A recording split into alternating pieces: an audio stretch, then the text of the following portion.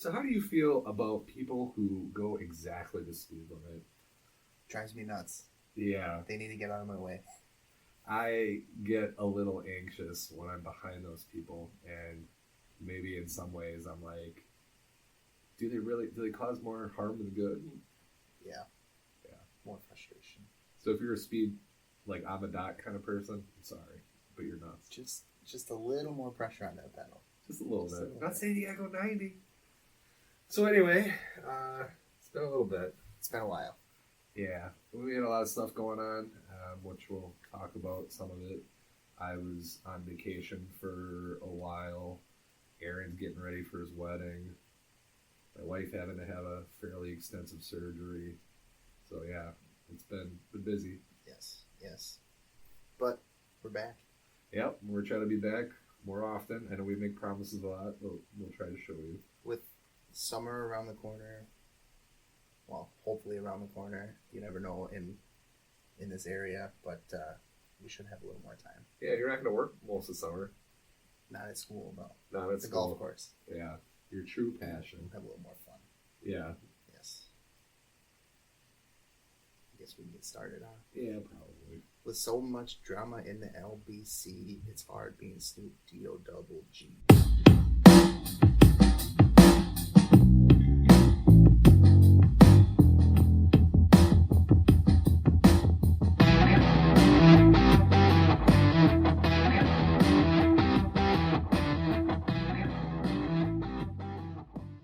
What's up, guys? Of course, it is James coming to you from the Little Apple in Appleton, Wisconsin. Nobody calls it that here, just a name I throw once in a while. I might start now. Yeah. So with me, as always, is the only person I would ever duet Islands in the Stream with. The guy whose upcoming marriage will definitely last longer than Britney Spears' 2004 marriage to Jason Alexander of 55 hours. Aaron Rohde. I appreciate the confidence. Yeah. I was like, I'm going to set that benchmark. I'm like, you can at least hit that. I'd have to try not to. Yeah, I had read an article about that. That's what spawned this, where essentially, like a bunch of lawyers and her family swarmed in and bullied them into annulling it, and they actually like wanted to stay together at that time, and a lot of promises were made, and obviously that didn't go through. Here we are, one head shave later. Somebody should write a book on that.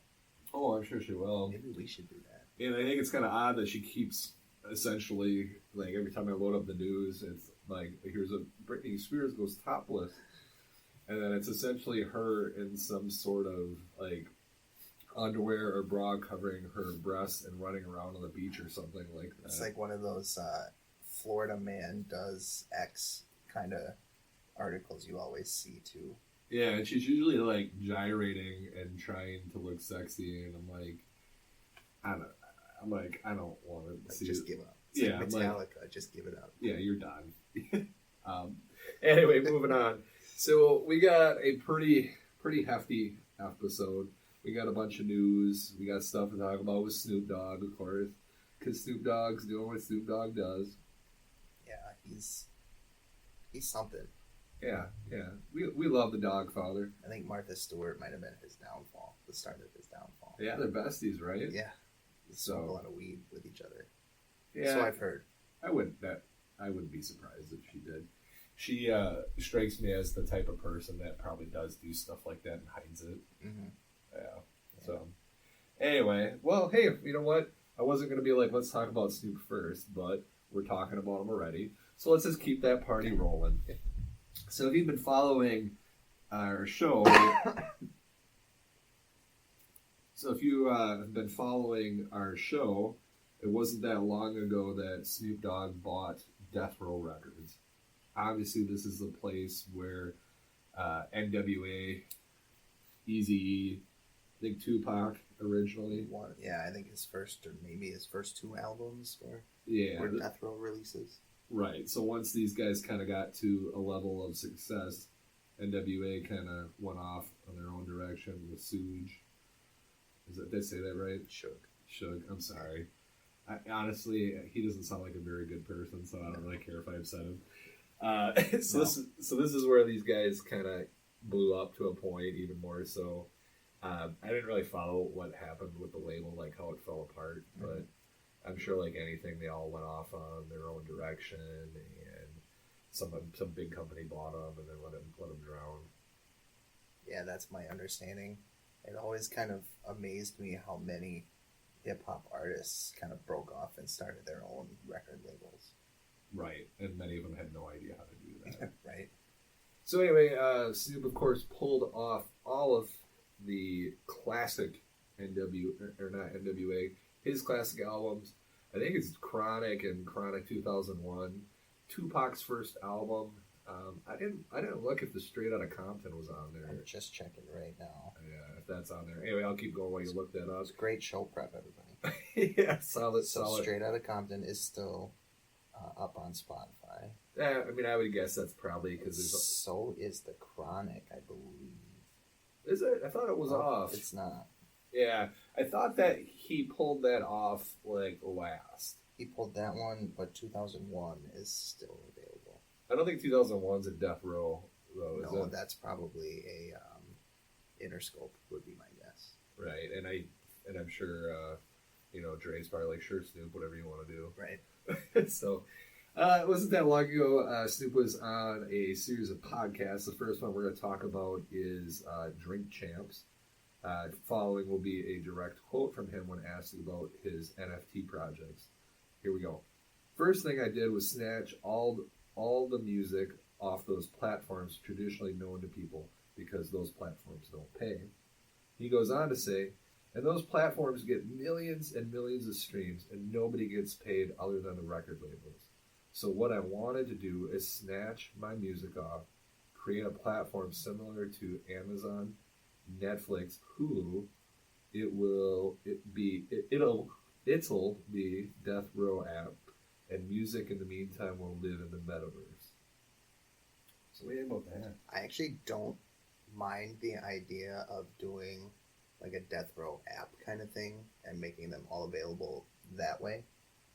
I think that's kind of a creative idea.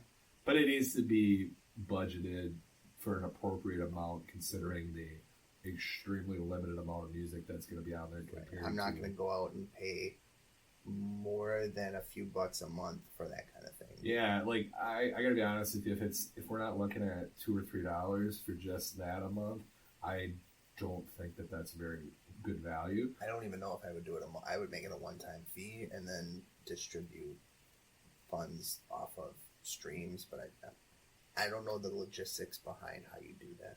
You know, these guys will figure it out somehow. They'll bill you monthly. There's no way they're not going to, because these ones that he cited are monthly. Yeah.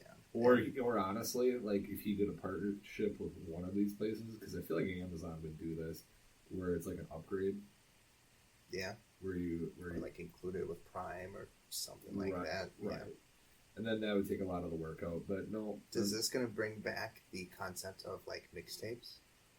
Where you pay for it for a month, play it all and record it somehow, and then you have it? I think it'll be probably like the Nintendo Switch Online, where you get the base model and then you got to pay for expansions, is what I would be thinking. But who knows? Snoop's going to do what Snoop does. Right. All right, so next, he was on a different podcast called Full Send Podcast, and this is another direct quote. Picture me taking one of my classic records that you love to death, and you're always cherished it, and it means so much to you. Now you have the right to buy it and own it and trade it to make money off of it. He continued, now you actually own a piece of Snoop Dogg's legacy, as opposed to I have a copy of a CD that I lost. Now you actually own something that's actually yours and you can profit off of it. I just feel that's where the industry is headed. Being in it for so many years, 30 years strong, my fans coming to the show up for me charging them for everything. T-shirts, concerts, this, that, but not giving them shit back. He did not say that. Don't sit right with me. When asked why he was the only one in the music industry to have this level of commitment to Web3 technologies, Snoop said, he's just the first to do it, He's his own boss, and he doesn't need the label head's permission. Which I get. He's trying to pioneer something here. I personally don't think that's where the music industry's headed. But if he believes that and is very strong with that, I guess he can take it and run with it. The whole having a piece of his legacy that lives online in the metaverse just doesn't make sense to me, truthfully. So there's a couple things that I take issue with here in this last segment. So first of all, he said, I have a copy of this CD I lost. I think he doesn't really grasp the concept that most cars don't have CD players anymore, anything newer. On top of that, I think that if he's talking about somebody that would lose a CD, I think that that's a pretty casual music fan. Right. I don't think that's somebody who actually cares about the music. Right. And I don't think this is somebody that's going to seek out Death Row's music. This is probably a guy that's like, oh, a guy or girl, I like Snoop Dogg. I'm going to buy this CD. I'm going to sit on I'm going to listen to it once in a while. Or if something comes on, they'll listen to it. But they're not going to be like, oh, I'm not going to listen to some Snoop. Right. So that tells me he doesn't understand the fan base. Right. So for me, and those of you who listen know I like Chance the Rapper quite a bit. I think the way he does things is more how the music industry's headed. He doesn't charge for copies of his albums or mixtapes or anything. He releases all of his music for free, and he makes the majority of his money off of shows, off of merchandise, touring, sponsors, all that kind of stuff. I think that is more where the music industry's heading. Yeah, I mean, we got these pay-to-stream stuff that's popular, like Netflix, Hulu, and all of that. So, I know that CDs are making a little bit of resurgence, not quite at the level of vinyl, just retro media in general, because people are buying cassette tapes. Like the new Black Keys album that came out, recently, you can get a cassette tape of that. Right. So people are just kind of into collecting. But I think someone who buys a CD is probably not going to listen to it a lot. They'll probably buy it to collect it. And if they jump in their car, they're probably going to stream something off their phone. Probably, if they're buying a Snoop Dogg CD right now, they're buying it to keep it sealed in the hopes that it's going to spike in value in the next 10 years. Right. And then also, too, he's talking about how you can own something and you can basically profit off of it.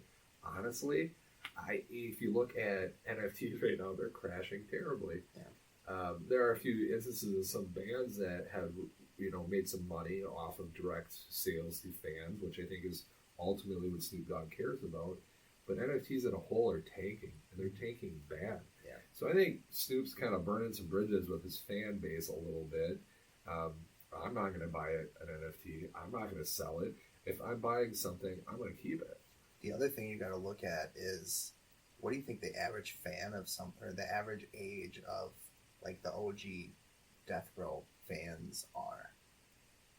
They're not my age or younger.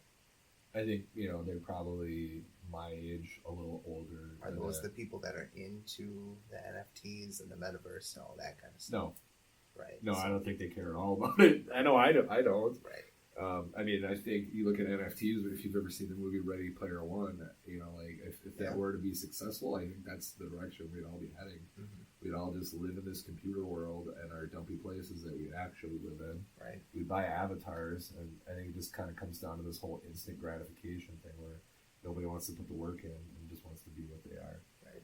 So, and then also, too, I think he's kind of forgetting, too, that people who truly love music and really care very much about the sound of it, they're not going to care about a souped-up MP3. No. They're going to want vinyl, and they're going to want to listen to songs the best. And most people don't care about different album artwork and all that kind of stuff right now either. Right, but I will say, I had recently gone to Guitar Center because I found out they had a copies of Doggy Style there, and one of the few places that's not selling it for ridiculously high, and they were super nice there, but these were all Canadian presses. They had, the label was ripped on the record on the inside, and then there was what I would call as Ninja Star scratches on one side because they were uniform and they were coming off. There's 4 of them, So that tells me that Canada really kind of had been rushing pressing these records because they weren't like a movement scratch. It looked like it was from some sort of equipment. Nice. Yeah, that's not what you want to see. So then I got them to send 2 more copies from a different location. Those 2 copies were also damaged in that same manner. So it's a batch issue. Then I had also ordered a copy of it from a guy online, still paid retail, and I got a copy from him from somewhere completely else. Same issues. Yeah. But thankfully the Ninja Star pattern on the back was not as deep, so I kept it. Just because I'm not going to find a good copy of this anytime in the near future. Right. I think I got very lucky picking mine up when I did. Right. So here's this: if you work at one of these places, slow down. I think people are rushing too much to keep up with demand. If you work in a record company, like a place that label like Sony or BMG or whatever, you guys need to build some more plans. And also send us free things. Because we know people at these huge companies listen to us. Yes. So, enough about Snoop Dogg. So let's jump into the news, my good sir. Yes. Lots of it. So Tuesday, May 17th, the New York Senate approved a bill that would limit prosecutors' use of song lyrics and other forms of creative expression as evidence in criminal cases.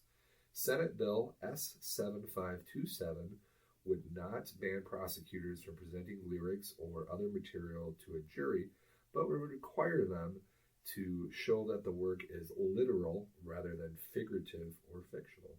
Public support included Jay-Z, Meek Mill, Killer Mike, Fat Joe, and who's the most gangster person you can think of in the world?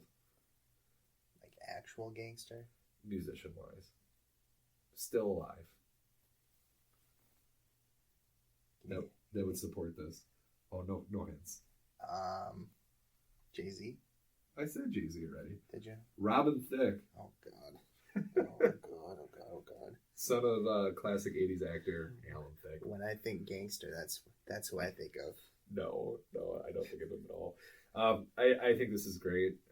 Honestly, anybody who's been a fan of, say, 90s hip-hop or 90s rap music, talk about drive-bys, selling drugs and stuff like that. Anything that's a little aggressive.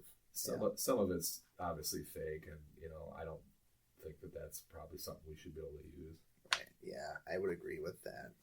Even you go and look at things like violent video games and stuff like that, like the Grand Theft Auto series, things like that. I mean, those people who write those stories most likely don't believe that's what you should be doing, but it's creative. It's a story. I mean, why should that be used against somebody?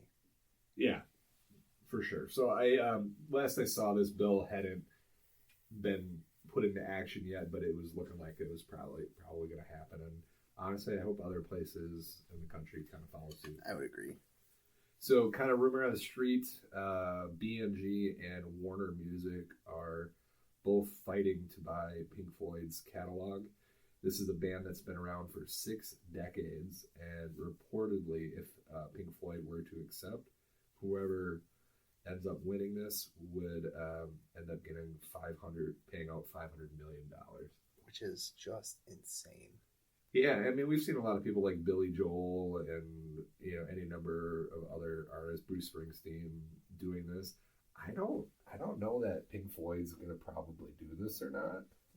Are they still touring? Yeah, they are. Okay. Yeah, I think they're actually working on an album. I feel like if they're still touring, if they're still working on new music, I don't know why this makes sense to do this. Well, I think what a lot of these companies are doing is, I think their original plan was probably NFTs, but I think nowadays they're doing like deluxe color variants. Like you go to Walmart right now, and you can find They have tons of exclusive colors and like stuff. Billy Joel's classic albums. Well, they had all the Metallica ones in different colors and all that kind of stuff too. Right. So I think that's kind of where this is going at this point. We want exclusive rights to publish certain artists. If I were doing it, I don't know. I don't think I would probably sell my catalog if I was a classic, well-known artist. It's hard to say no to $500 million, though. Right. I don't know. But I think that would be my legacy, and I want my children to decide what to do with it. The lead singer from CCR, what's his name again? But he didn't have Fogerty, John Fogerty. Yeah. But he didn't have the rights to any of his music. He still doesn't. I think he's got like a year or two yet. Yeah, and why would you want to give that up as he got screwed? He got screwed. That's a different deal, though. He got a bad deal. Yeah, well, yeah. But Pink Floyd would kind of be doing that right now too. They wouldn't be able to publish anything if they sell it off to these people. I'm sure it'd be a thing where, you know, it'd be their back catalog, and if anything else they would release, they would probably get to keep. Yeah. And I think some of these bands too, like, make an agreement where they can continue to do what they want with it, and play publicly. Yeah, with it, which these record labels obviously want someone still out playing this music. For sure. All right, so this is kind of a interesting one. Back in April, the European officials voted to support a proposal to require Apple and all technology firms to adopt the USB-C standard. This would affect their entire line, including AirPods and any induction charging. Supposedly this would improve battery life and charging. I'm generally not opposed to that. I don't understand why Apple has been so resistant. It's been proven that like their lightning charging is not as good. I think it's about time to do this. Right. Make this switch. And then mixed families like you, where you have Apple and your soon-to-be wife has Android. So the weird thing to me is wireless chargers still work with both. Yeah. Like Melissa's got a wireless Samsung charger and it still charges my iPhone. Right. I don't use it all that much, but I mean, if you're doing that, why not just it's not that big of a change. Yeah, I got induction charging in my car, so I got like a tray where I just leave my phone on. It works pretty good. I mean, you can keep it white, keep it the same color, keep it with the Apple look. It's just a different port. It's not.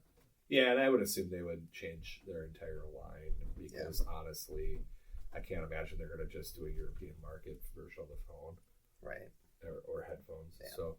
I love Apple, but I'm not with them on this, and I hope this change does, in fact, happen. I agree.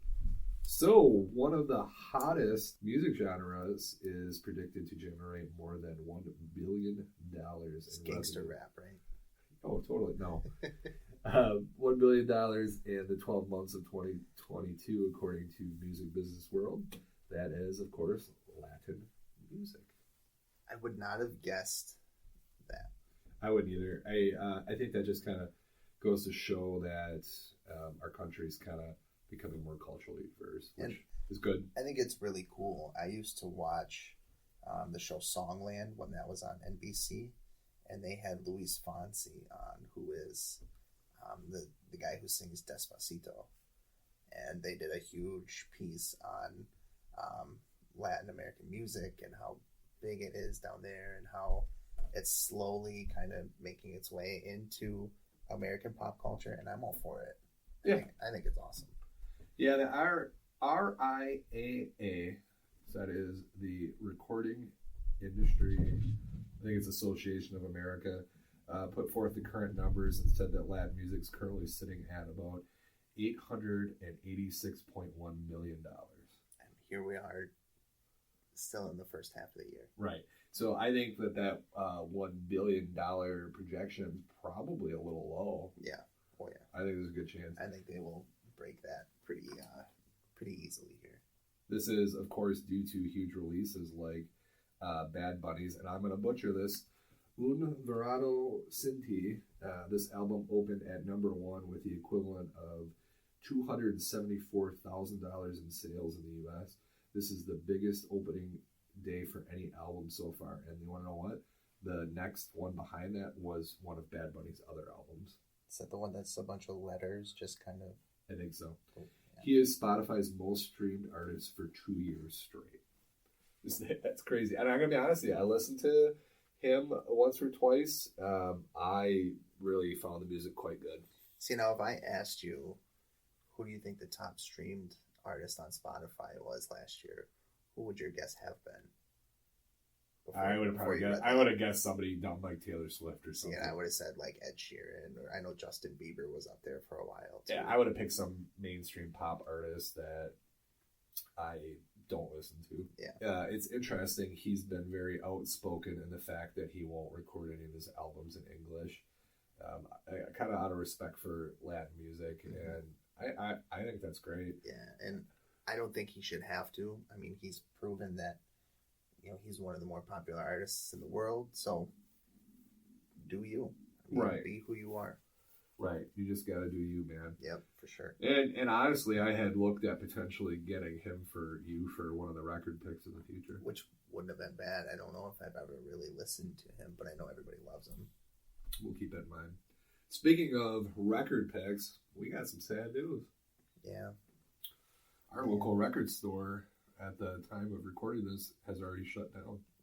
About a week and a half ago, 2 weeks ago, somewhere in there. Something like that. So the exclusive company, a Wisconsin staple for 66 years with multiple locations. Their founder, he's got a longer last name, but he was affectionately referred to by the public as Mr. G. Mm-hmm. He died last year. I want to say it was something like 6 or 7 locations throughout the country, one of which being in our town of Appleton. Not throughout the country, throughout the state. And they had an audio portion where they sold stereos and stuff like that at several other locations. So they're shutting down. So that was obviously an extremely depressing day. I went the first day of their sales, and it was the fullest I had ever seen the store. I heard it cleared out very quickly. Yeah, I went in not long before it closed, and I'll just say I have more records than they had there. Yeah, which is, I'm glad that they got rid of and moved most of them before they had to shut down. It was hard, too, because the manager, I went up to him and I said, "This fucking sucks that you're shutting down," and he looked like he was going to cry. Yeah.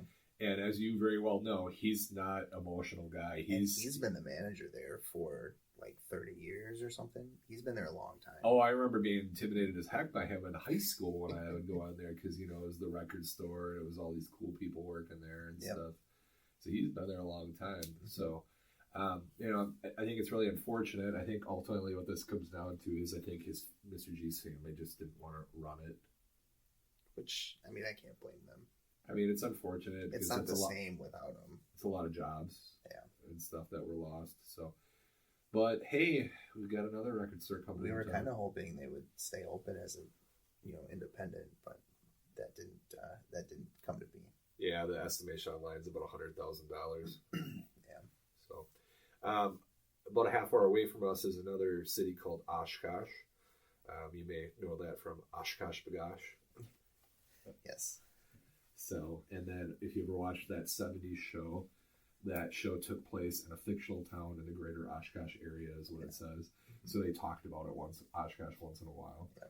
So they have a store there called Eroding Winds, and they are opening up a Appleton location.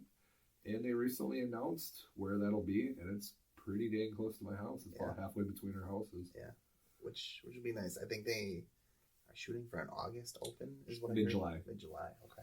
The manager interacted with me on Facebook and said that. Oh, that's awesome. So he said that's the goal there. They will not be open for the next record store day. So you and I got to talk about that. We're going to probably go to Oshkosh. Is that in June?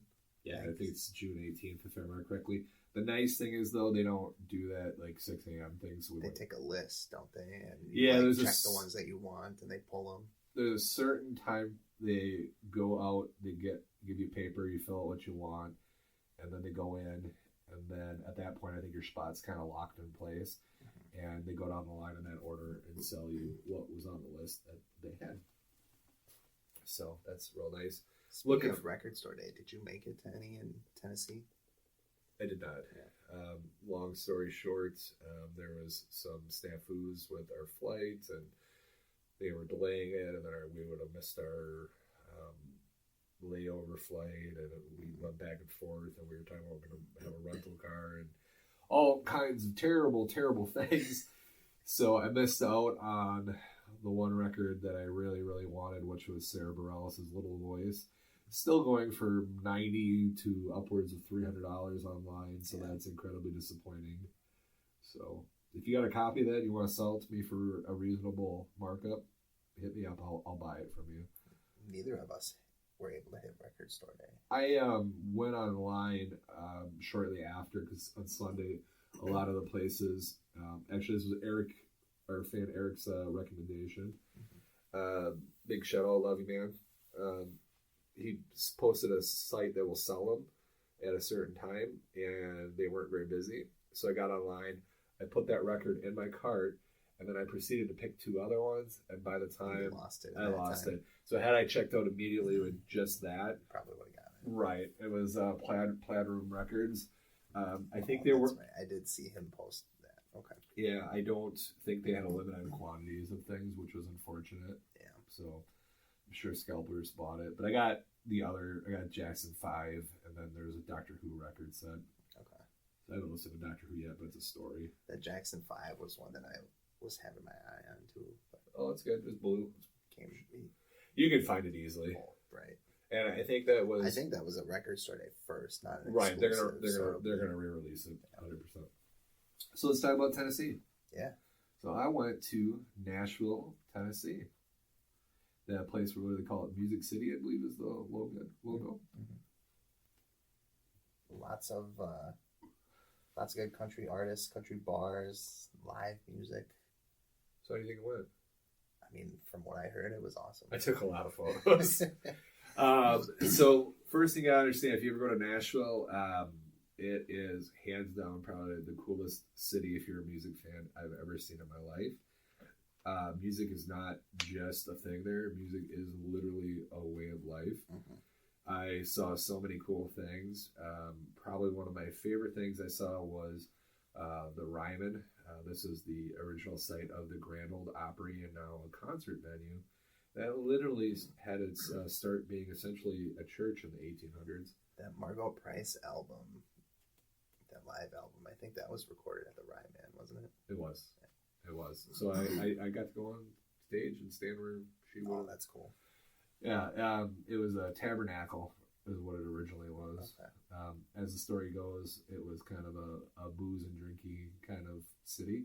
Mm-hmm. A gentleman came to come save everyone. The guy that was in charge of all the riverboats and essentially all the drinking and stuff found God. They built that, what would be the tabernacle there, so the religious figure could stay there. And then years later, they renamed it Ryman after the gentleman who was the captain of all the riverboats. That's awesome. And then home to the Grand Ole Opry, many famous artists, Johnny Cash, all kinds of modern artists had played there. They still go there. So that was cool. I did ultimately end up going over to the Grand Ole Opry. If you go to Nashville, I don't think it's bad to go to the Grand Ole Opry. However, it's essentially a citadel to modern country music, and the Ryman really kind of stands tall in honor of classic country. Mm-hmm. I found the Ryman to be far more interesting and far more enjoyable, but everybody at the Opry was very nice. I think that's got a more of a classic feel to it. That's, not the big, huge theater that the Grand Ole Opry has turned out to be.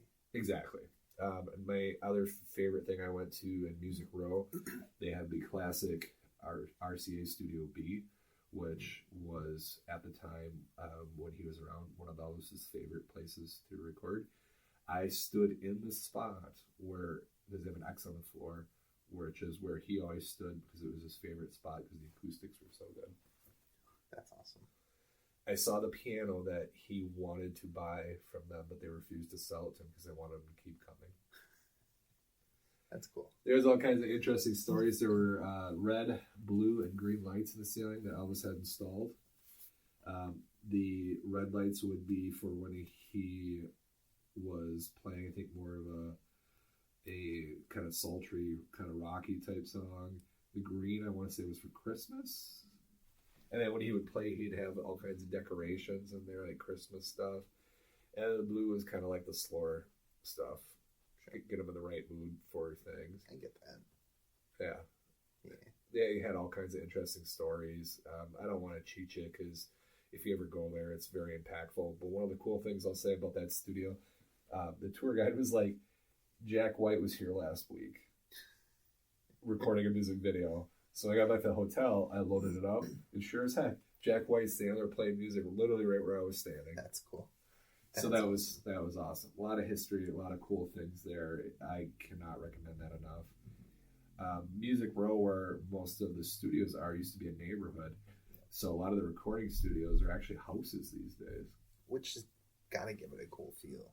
Yeah, it's not uncommon to see, I guess, like Garth Brooks walking around. Taylor Swift's got a place there. That was real cool.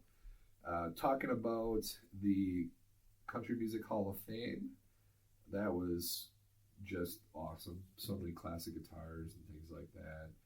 Just loved every minute of it. And then the bars. So I hear they're nice and affordable. Far from it. I'll go get to that in a minute.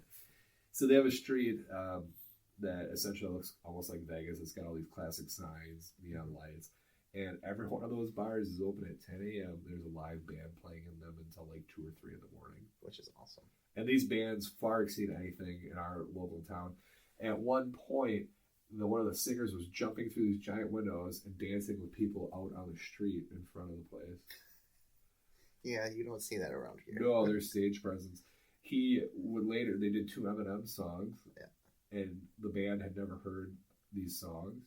And they listened to it, and after about a minute or two, they played it really well. Oh, that's cool. Right. Yeah, that's awesome.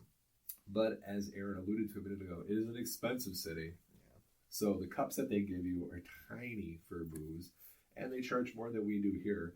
Now, here in Wisconsin, we like to drink. Yes. We're good at it. We do it like it's our job. And we do it affordably. Yeah. So these cups were tiny. Like, if I went there to get intoxicated, I would have probably went to a liquor store and bought a bottle and drank quite a bit before I went to these bars. Yeah. But the music was so good. Mm-hmm. How was the FGL bar? Did you go in that one? Florida Georgia line? I did not. I walked by it multiple times, however. Yeah. I hear good things about that one.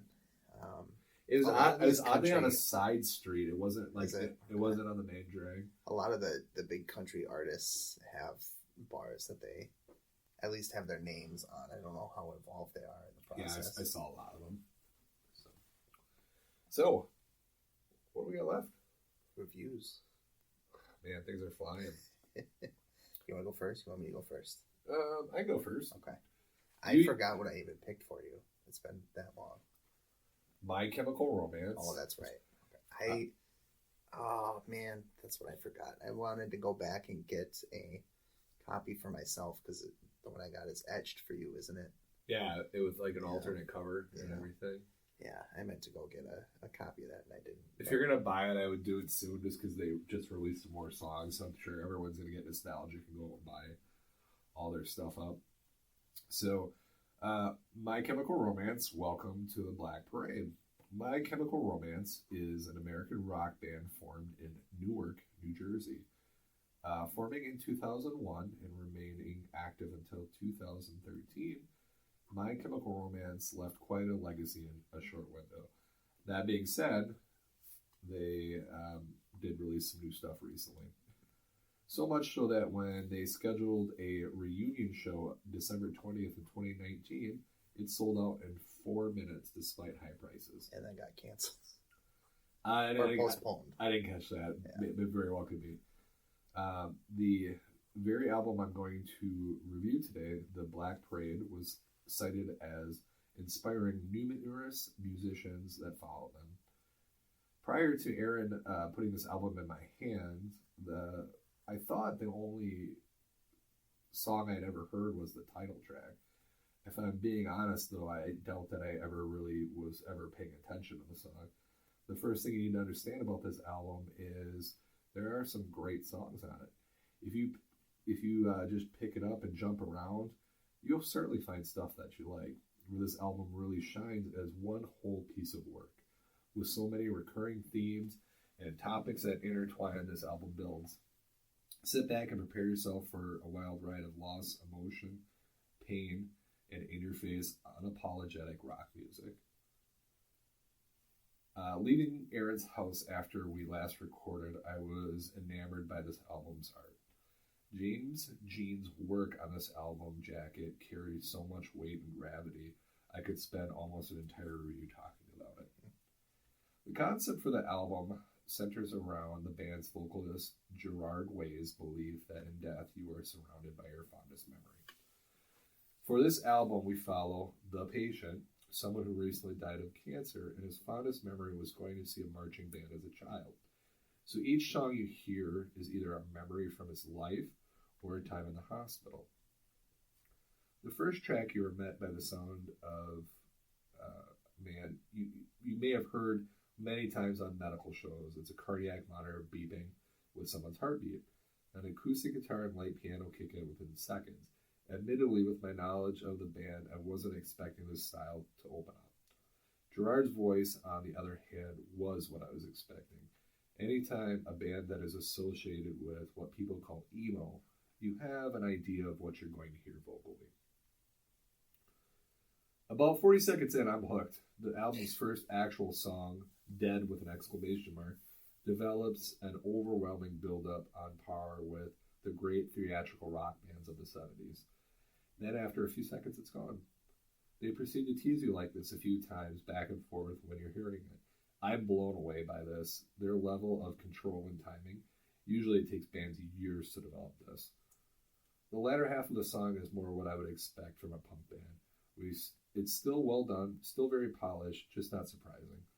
Seamless genre blending is masterful. The almost Judas Priest guitars and drumming from This Is How I Disappear provided a nice change of sound on track 3. Gerard is living up to his emo label, but he loses a little bit of the angst, leaving us with more of a mature tone. I say confidently that he could keep up with most metal singers, at least ones that you can actually understand what they're saying. Track 5 is the most popular single and the title from the album, Welcome to the Black Parade. This is a hard song to do justice to. This song is just an instant classic, from the opening somber piano to the heartfelt lamenting lyrics of the patient, reliving his most fond childhood memories. It's hard not to feel something. It's just the kind of thing that makes you want to put down your Facebook phone and people are present in your daily life, and maybe even call everyone in your family and tell them how much you love them. I like to compare that song to, well, I like to call it modern days Bohemian Rhapsody. Yeah, I can see that. Yeah. The use of snare drum in the intro to the song is reminiscent of a marching band and adds a nice touch.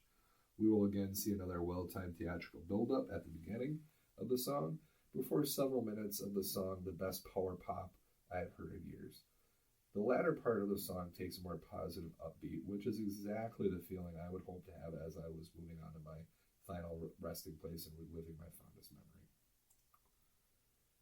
Track 6, I Don't Love You, is an emotionally charged song. The song is the closest the band gets to a power ballad breakup song. It is placed in the album well, and kind of brings you down from the adrenaline rush of Welcome to the Black Parade. It features some of the most classic rock guitar on the album. Fans of the Marvelous Three like me will see how far ahead of the time they were. The song sounds like something the Marvelous Three could have written. Cancer, track 8, was a little hard for me to listen to. Having had cancer myself and lost a few family members to it, this song accurately articulates the heartache, the loss, and pain associated with this diagnosis. Probably one of their slower tracks on the album, it relies heavily on the use of piano to drive the mood home. As the song says many times, because the hardest part of this is leaving you. With track 9, Mama, I just have to say it reminds me of the Doors song, the Alabama song. To my surprise, I had actually heard track 11, Teenagers, also. There is so much classic rock in this song, it's hard not to love it. The guitar riffs, the vocal style, the chorus, right in my wheelhouse, and I very much appreciate it. Blending elements of emo, pop rock, and arena rock, the Black Parade really comes together to create a powerful experience. The band, over the last few years, had cited a few reasons for breaking up. One being they felt this album was going to be hard to top. Another being Barack Obama was president and things just felt calm, so they didn't think they were needed anymore. I think we will all agree that things aren't calm anymore over the last few years. Yes. So the question we asked ourselves, would I have bought this for myself? The answer is probably not. This band just wasn't something that was ever really on my radar. Will I be keeping it? The answer is, oh, hell yes. This album is beginning to end amazing. At no point was I bored. This album is all killer, no filler. Out of all the things that you have ever got me, I can say that nothing has invoked such a strong feeling in me. This album will be earned its place in my heaviest of rotations. I was going to say, this is one that I would expect to be pretty high up there for you. I've listened to it several times, actually, since you gave it to me. Which is good, which is kind of what we aim to do. Yeah. So let's go right to your review, and we'll skip what we're doing for next time until we're done with the reviews. All right, so I got a little bit of a different pickup here. I straight up forgot what I got you as well. So I got Tenacious D. Yes. Their debut self-titled album. This is the CD I owned back in the day. That you lost, right? Yeah, I lost it. It's somewhere with my Snoop Dogg records. So this is their 2001 debut album from the duo comprised of Jack Black and Kyle Gass. They have 2 singles that were released from the album. Wonder Boy and Tribute, which they call a tribute to the greatest rock song of all time, which they call Stairway to Heaven. So from what I know of these guys, all I can remember are funny parody type songs, but this album kind of surprised me. I thought they were talented before this, but this stuff is actually really good. It opens with Kielbasa, which is a funkadelic song about a sausage. I'll let your mind run free with that. Yes, it's definitely about just the sausage. Right? There's such a great bass line in this song, too, that you can't help but tap along with it. The second track is more of a skit. Jack tells Kyle to play one note over and over, and they poke fun at each other. I can hear that in my head right now. Yep. You just gotta bend it. Yep. Trivia is the third song. This is hilarious. It's reminiscent of the story told in Devil Went Down to Georgia. Some monster stops them on the road, plays, and tasks them with playing the greatest song in the world. Going back, it's tribute, not trivia. I don't know where that came from. That's okay. Just so happens that the song they play is Stairway to Heaven. So the extended video version, I think they get into a ring and they start wrestling, and there's just a bunch of tricks and stuff, and they play more of the song than just the few notes that you get on the album. Did you look up the original version of the song? Yep. So originally this was an HBO, I want to say, skit. I think so. Is what it was. And the original version of the song, they actually play Stairway to Heaven in it. In this version, they do not. I think they play like the opening 3 notes or something where you kind of get that that's what they're hinting to. Right. So this is, if you follow the story of the song, they're not playing the song that they played. For you, they're playing a tribute to the song that they played. Right.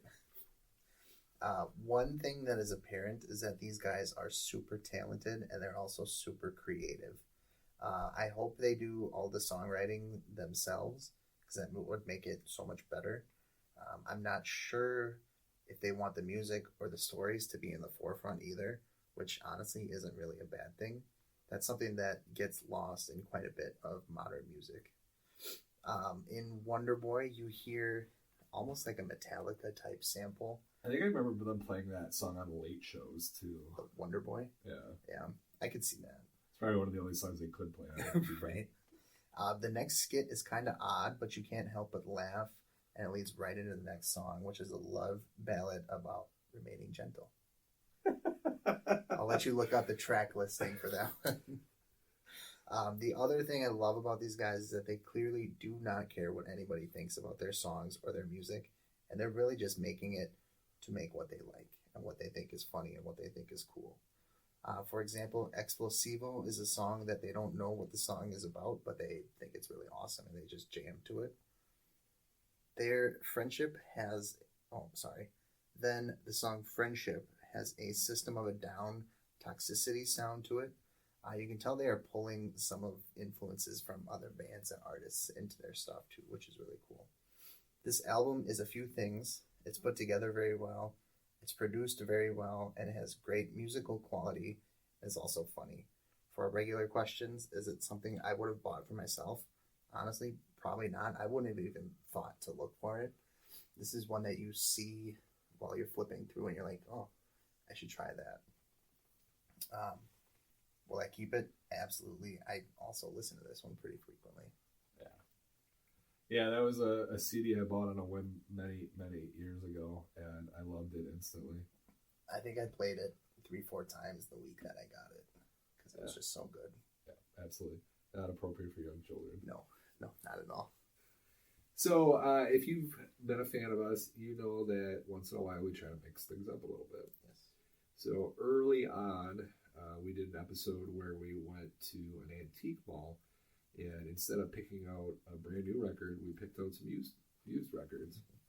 So we're going to do something similar to that, just to kind of keep things fresh.